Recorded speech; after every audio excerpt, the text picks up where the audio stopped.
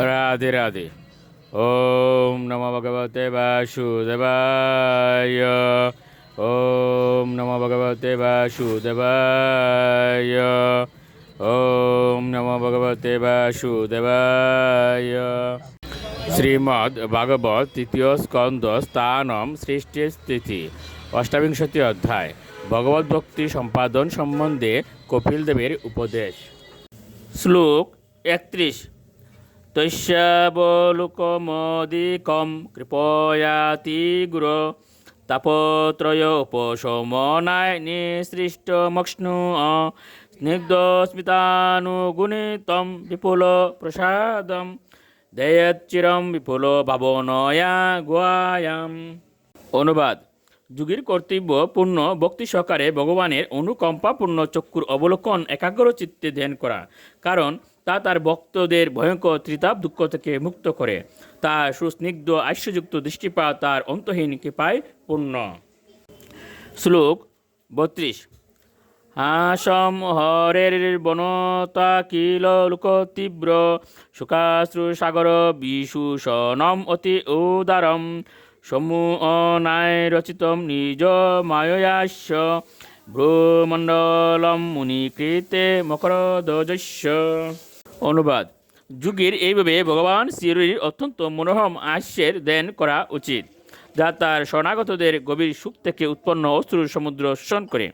যুগের ভগবানের বঙ্কিম ভ্রু যুগলেরও ধ্যান করা উচিত, যা সাধুদের উপকারার্থে কামদেবকে মোহিত করার জন্য তিনি তার অন্তরঙ্গা শক্তি থেকে প্রকট করেছেন। শ্লোক 33। দেনায়নম প্রহসিতম বহুলাদরুষ্ট বাসারুণায়িত তনুদ্বিজ কুন্দ পঙ্গক্তি ধয়েৎ দেহ কুহরেহ বসিতস্য বিষ্ণুর ভক্তার দ্রয়ার্পিত মনান পৃতগ দিদৃক্ষেত। অনুবাদ: যুগের কর্তব্য প্রেমাপ্লুত ভক্তি সহকারে ভগবান শ্রীবিষ্ণুর মধুর আস্য তার হৃদয়ের অন্তঃস্থলে ধ্যান করা। বিষ্ণুর এই আস্য এতই মনোরম যে তা অনায়াসে ধ্যান করা যায়। পরমেশ্বর ভগবান যখন হাসেন, তখন কুন্দকলের পঙ্গক্তির মতো তার ক্ষুদ্র দন্তরাজি তার অদরুষ্টের কান্তিতে অরুণাভ হয়ে ওঠে। যোগী যখন একবার তার মনকে ভগবানের এই মধুর আস্যে স্থির করেন, তখন আর তার অন্য কিছু দর্শন করার বাসনা থাকে না। শ্লোক 34।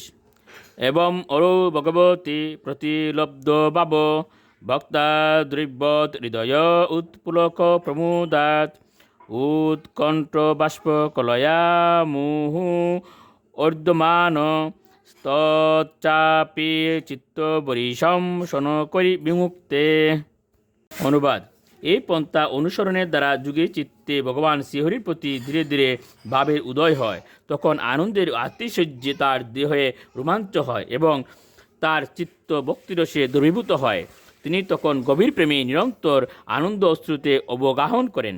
বর্ষির দ্বারা মাছকে আকর্ষণ করার মতো তার চিত্ত, যা ভগবানকে আকর্ষণ করার জন্য ব্যবহৃত হয়, তা ধীরে ধীরে জড়জাগতিক কার্যকলাপ থেকে মুক্ত হয়ে যায়।